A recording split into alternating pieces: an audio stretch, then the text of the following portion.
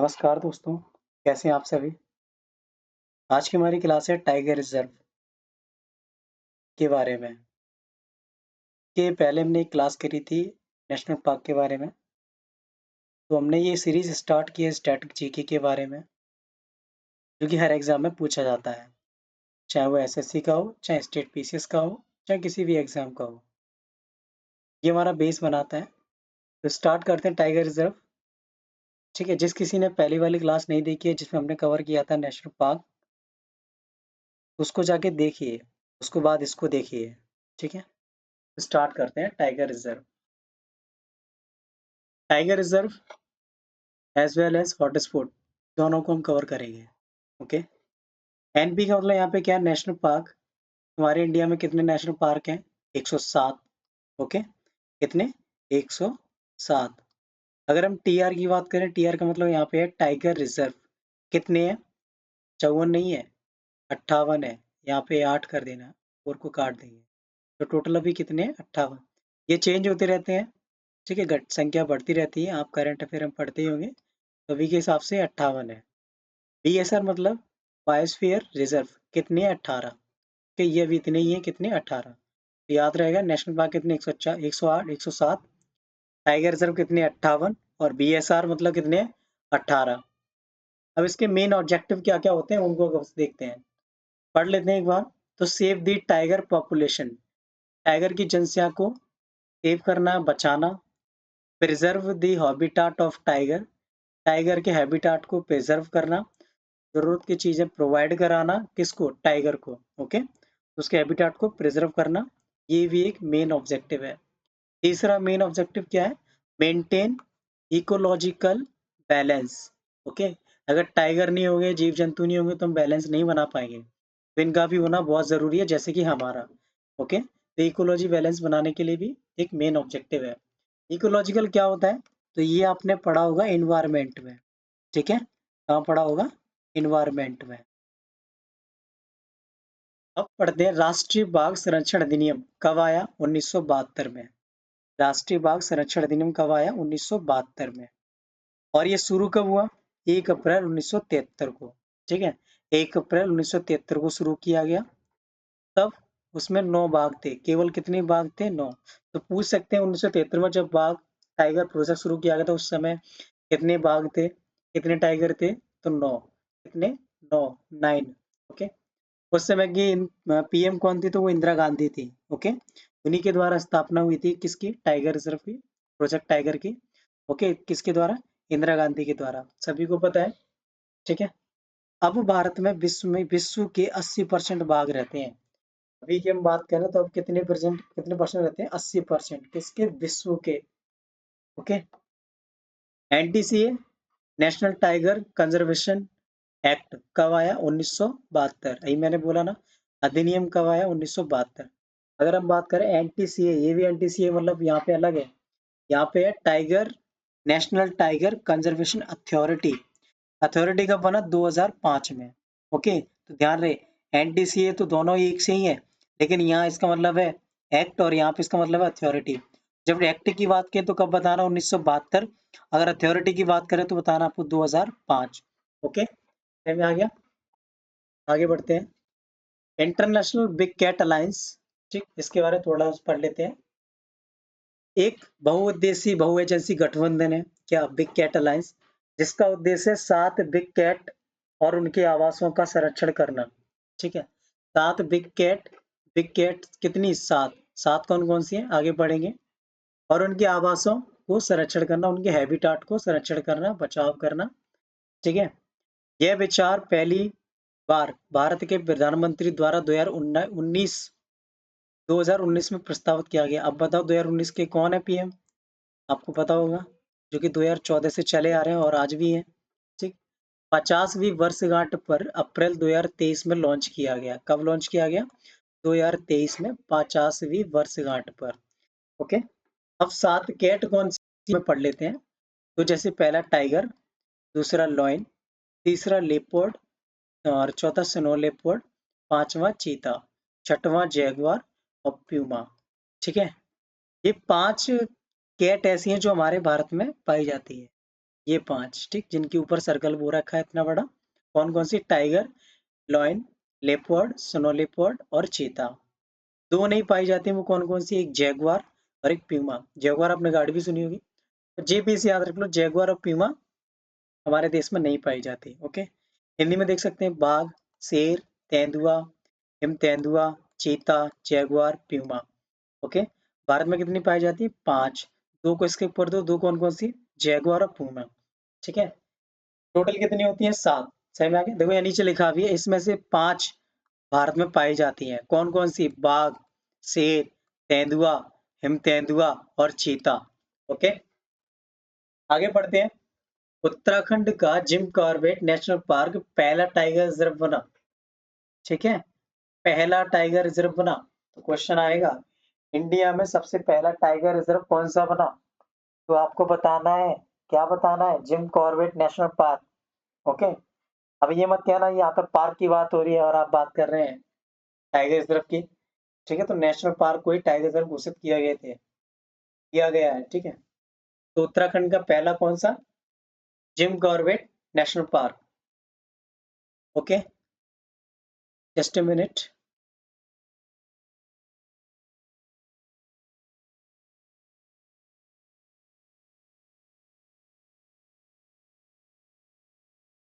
तो उत्तराखंड का Jim Corbett national park पहला टाइगर रिजर्व बना। ओके, याद रहेगा कौन सा? Jim Corbett national park. अब TX2 अवार्ड, ये एक अवार्ड है जो मिलता है देशों को। ये अवार्ड कब मिलता है? आगे पढ़ते हैं। इस अवार्ड की घोषणा 2010 में टाइगर रेंज देशों ने मिलकर की थी। ओके, और सेंट पीटर्सबर्ग सेंट पीटर्सबर्ग सम्मेलन 2010 में की गई थी, जहां टाइगर फ्रीली घूम सकते हैं। और ये मिलता कब है? जिस देश की संख्या, टाइगर की संख्या दुगनी हो जाए, उसको ये अवार्ड मिलता है, TX2 award. Okay, TX2 award या T×2 कह लीजिए। ये अवार्ड 2010 में घोषणा की थी इसकी। और कहाँ पे की थी? सेंट पीटर्सबर्ग सम्मेलन में हुई थी 2010 में। और इसका मतलब क्या? जहाँ टाइगर घूम सकते हैं फ्रीली। और ये मिलता कब है? जिसकी जनसंख्या, किसकी? टाइगर की संख्या दुगनी कर दे। ठीक है, उसको मिलता है। और ये हर 4 साल में बाघों की जनगणना, हर साल, हर 4 साल में बाघों की जनगणना की जाती है। और पहली जनगणना 2006 में हुई थी। ठीक, पहली जनगणना कब हुई? 2006 में।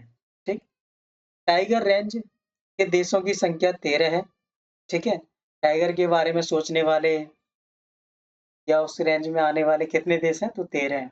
याद रहना चाहिए कितना? 13। 29 जुलाई को बाघ दिवस मनाया जाता है। कितनी जुलाई को? 29 जुलाई को। कितनी जुलाई को? 29 जुलाई को। याद रहेगा, 29 जुलाई को बाघ दिवस मनाया जाता है। पहली बार अंतर्राष्ट्रीय बाघ दिवस 29 जुलाई 2010 को मनाया गया था। कब मनाया गया था? 2010 को मनाया गया था। ठीक, टाइगर मैन ऑफ इंडिया कौन है? कैलाश सांखला। इंडिया के टाइगर मैन ऑफ इंडिया कौन है? कैलाश सांखला। याद रहेगा, 29 जुलाई को क्या मनाया जाता है? बाघ दिवस मनाया जाता है। टाइगर रेंज के देशों की संख्या कितनी है? 13 है। हर 4 साल में बाघों की जनगणना की जाती है। पहली बार जनगणना कब हुई? 2006 में हुई थी। पहली बार जनगणना कब हुई? 2006 में। टाइगर की बता रहे हैं हम। ठीक है, मानव की नहीं। अब थोड़े ये मैन है, इन मैन के बारे में पढ़ लेते हैं। एलिफेंट मैन, तो वो एलिफेंट मैन ऑफ इंडिया कौन है? तो अजय देसाई है। ठीक, एलिफेंट मैन ऑफ इंडिया कौन है? अजय देसाई। ऐसे अगर हम बात करें, फ्रॉग मैन ऑफ इंडिया कौन है? ठीक, फ्रॉग मैन ऑफ इंडिया कौन है? Satyabhama Das Biju. Satyabhama Das Biju. Elephant man of India कौन है? अजय देसाई। कौन है? Ajay. Frog man of India कौन है? सत्यभामा दास बीजू। ऐसी बात करें, बर्ड मैन ऑफ इंडिया कौन है? सलीम अली। कौन? Salim Ali. Water man of India कौन है? राजेंद्र सिंह। ठीक है, राजेंद्र सिंह। और पॉन्ड मैन ऑफ इंडिया कौन है? राजेंद्र तंवर। फिर राजेंद्र राजेंद्र दो हो गए, दोनों उसको पानी से संबंधित है। अगर वाटर की बात करें तो राजेंद्र सिंह लगा देना। पॉन्ड की बात करें तो राजेंद्र तंवर से याद रख लेना। ठीक है, सॉइल मैन ऑफ इंडिया रतन लाल है। सॉइल, मिट्टी का।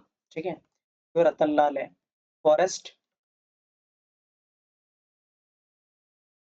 फॉरेस्ट मैन ऑफ इंडिया कौन है? जादव पायेग, ठीक है, जादव, ठीक है, जादव पायेग, याद रहेगा। स्नेक मैन ऑफ इंडिया कौन है? रेमुलस विटेकर, ठीक है, कौन?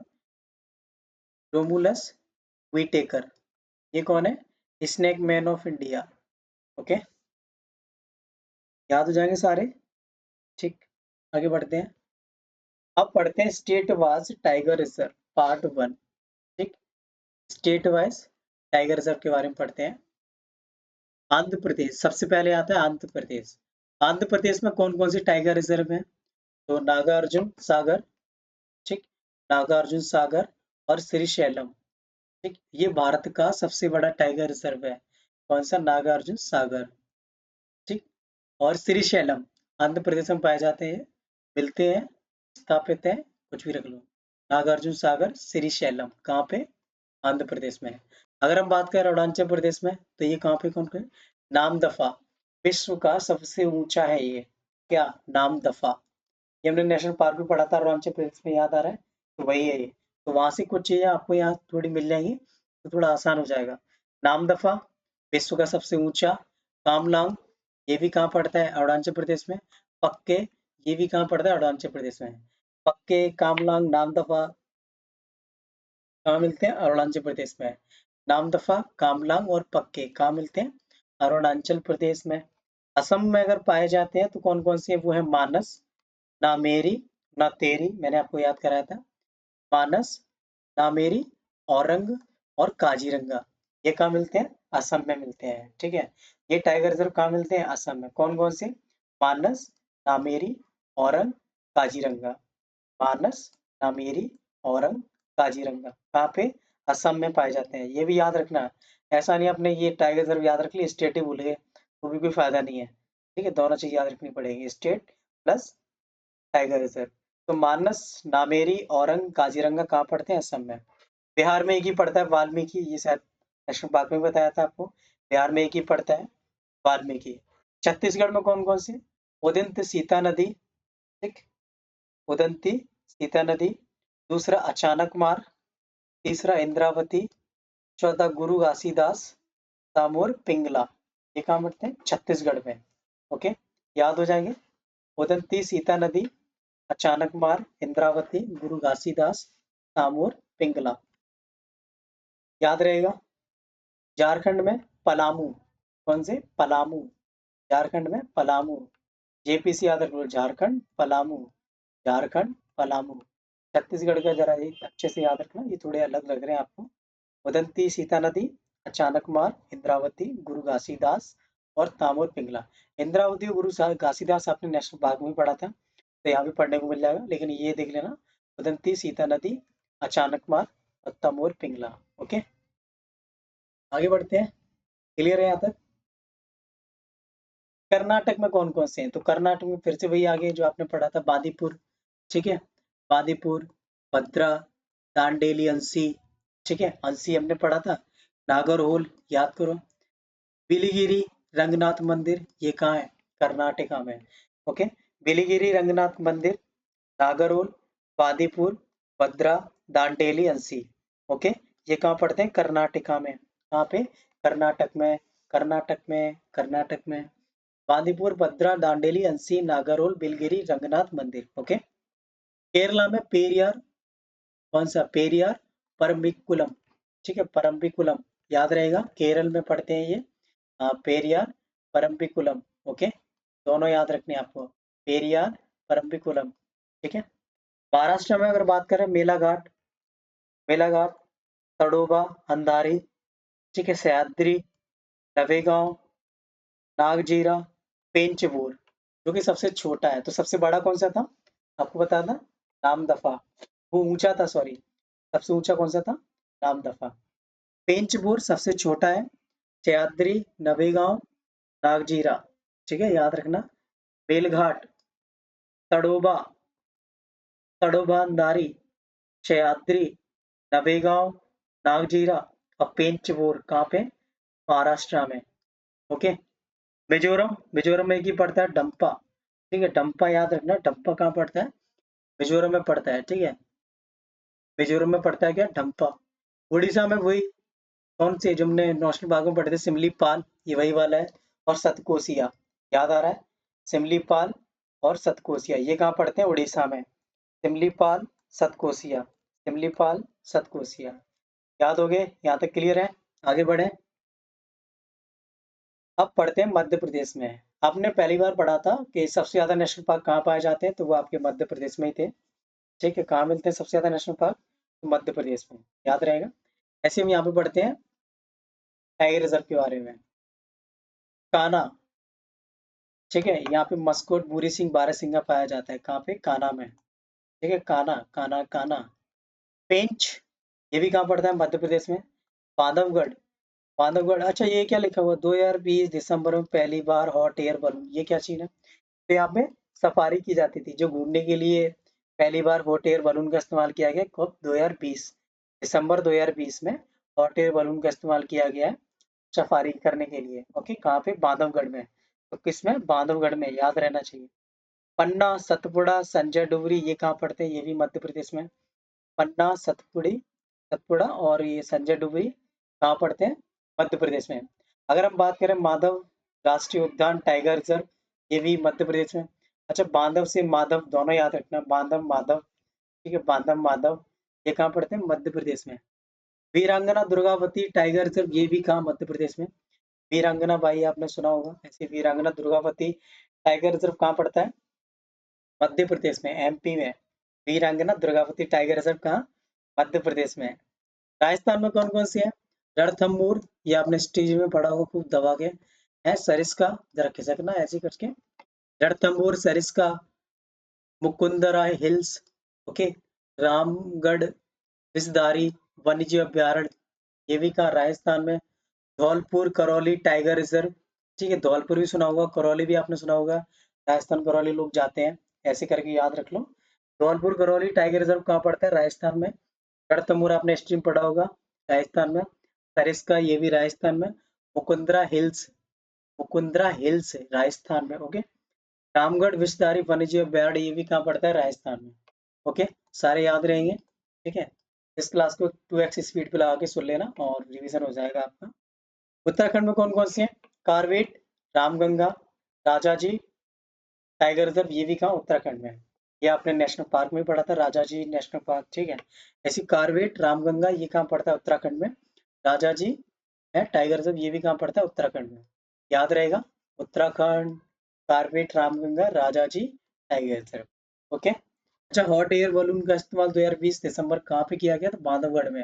और बांधवगढ़ कहाँ पड़ता है, मध्य प्रदेश में, याद रहेगा। ठीक है, आगे बढ़ते हैं।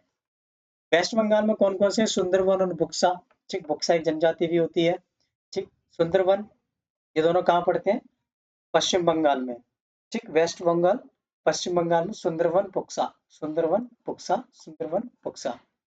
तमिलनाडु में कौन कौन से पड़ते हैं, कलाड़, मुंडनथुराई, ठीक है, ये राई से याद रख लेना, लाई लाई लाई,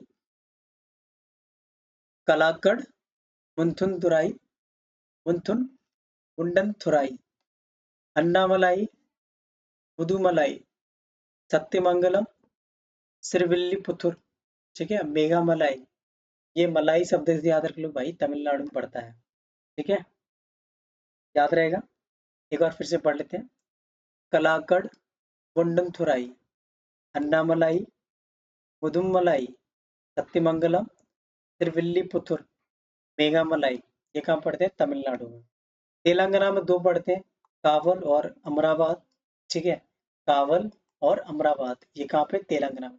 कावल तो बहुत कम ही पूछा जाता है, अमराबाद याद रख लेना, लेकिन हमें सारे कवर करने हैं। कावल और अमराबाद कहाँ पढ़ते हैं, तेलंगाना में पढ़ते हैं, कहाँ पे, तेलंगाना में। उत्तर प्रदेश में नेशनल पार्क तो एक ही पड़ता है, दुधवा, ठीक है, दूध से हमने बताया था, दूध से याद रख लेना। लेकिन यहाँ पे पीलीभीत, रानीपुर और अमानगढ़, ये कहाँ, उत्तराखंड में पड़ते हैं, वो सॉरी उत्तर प्रदेश में, ठीक। दुधवा, पीलीभीत, रानीपुर, अमानगढ़, कहाँ पे, उत्तर प्रदेश में, याद रहेगा। उत्तर प्रदेश में चार पड़ते हैं टाइगर रिजर्व, कौन कौन से, दुधवा, पीलीभीत, रानीपुर और अमानगढ़, याद रहेगा। इट्स क्लियर, आगे बढ़े। अब थोड़ा पढ़ते हैं बायोस्फीयर रिजर्व। में जोन होते हैं, वो 3 जोन कौन कौन से हैं पढ़ते हैं। प्राकृतिक के संरक्षण के साथ आर्थिक एवं सामाजिक विकास का संबंध है। Man and the biosphere reserve MAB, man and the biosphere reserve, यह कार्यक्रम यूनेस्को के तहत 1971 में शुरू किया गया था। कब किया गया था? 1971 के तहत। किसके द्वारा? यूनेस्को के द्वारा। ठीक है। Man and the biosphere reserve 1971 by UNESCO. इसमें 3 क्षेत्र होते हैं। कितने क्षेत्र होते हैं? 3। पहला क्षेत्र कोर जोन, ये जो बीच का हिस्सा दिख रहा है ना आपको डार्क डार्क, ये कोर जोन है। इतना कोर जोन। दूसरा दिख रहा है बफर जोन।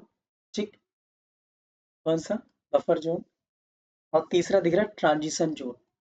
ओके। अब ये जोन का मतलब क्या है? वैसे एक एग्जांपल से समझ लेते हैं।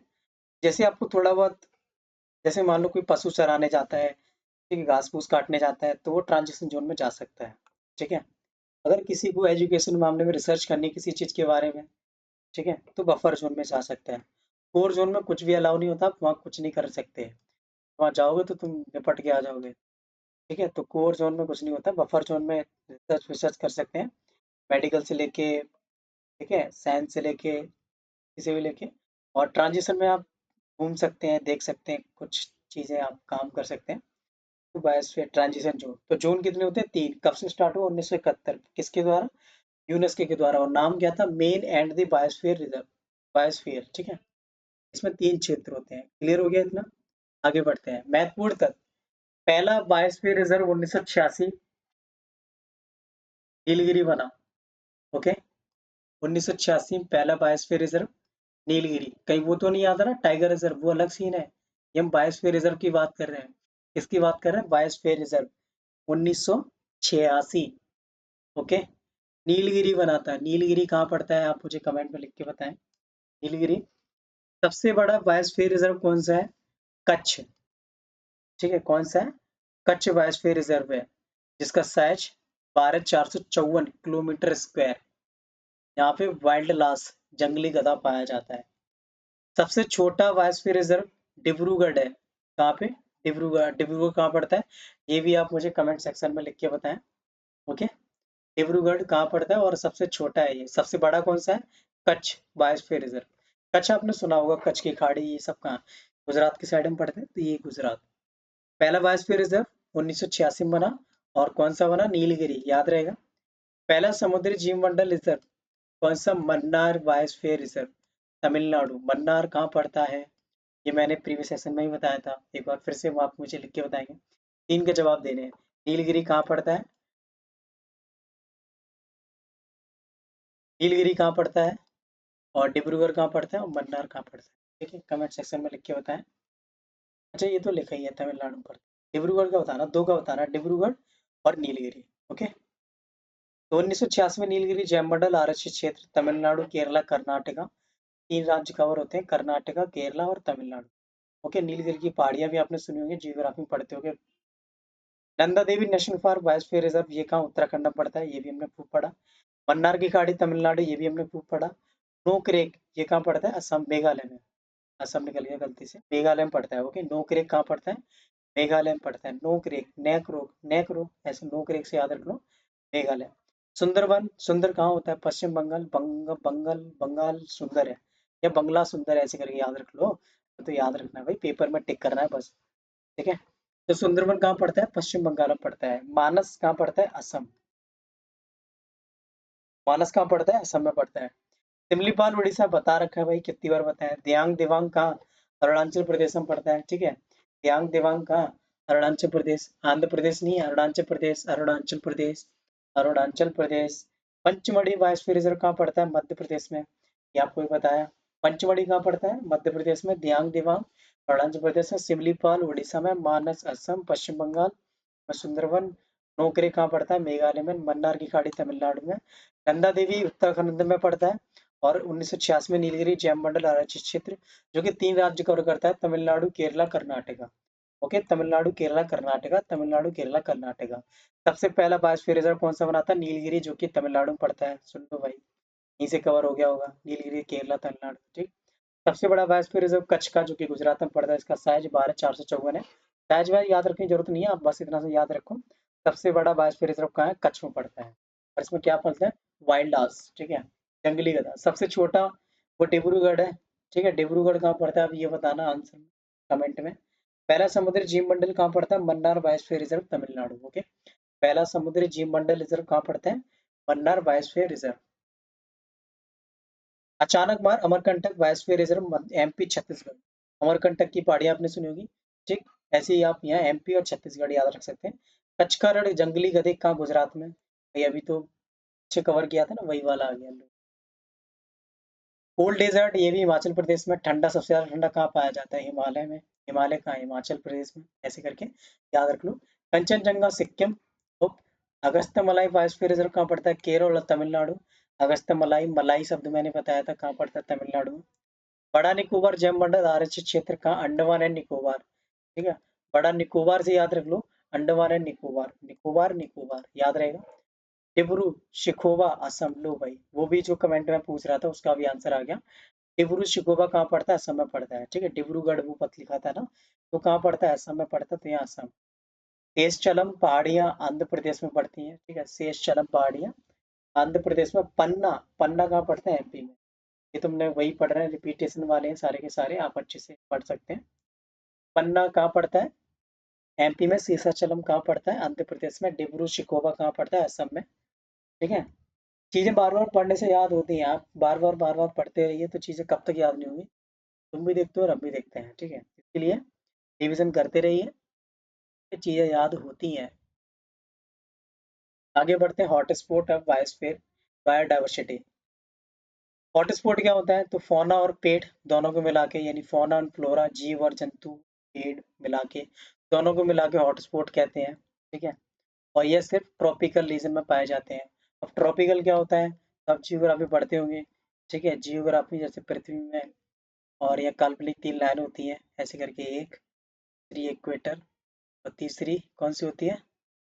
इतने के बीच में, अगर ये जो बीच में दिख रहा है इतना एरिया, इसको ट्रॉपिकल रीजन कहते हैं, और इससे जो बाहर का होता है उसे टेम्परेट रीजन कहते हैं। तो हॉटस्पॉट एरिया कहाँ मिलता है? सिर्फ इतने के बीच में, ठीक है।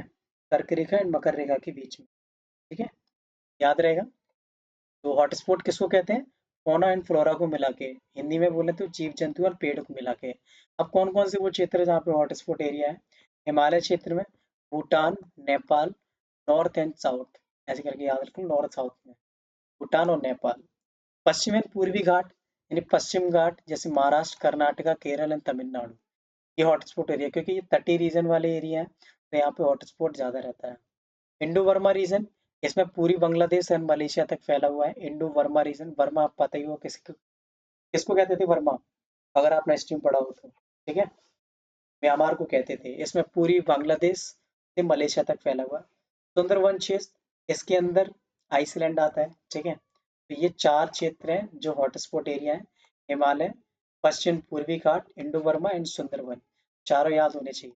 ओके, मैं तो बस टिक करना है। क्लास कैसी लगी कमेंट में सेक्शन में लिख के बताएं। कोशिश की जा रही है आपको याद हो जाए, चीजें समझ में आ जाएं। Okay, thank you so much. आज की क्लास इतनी थी।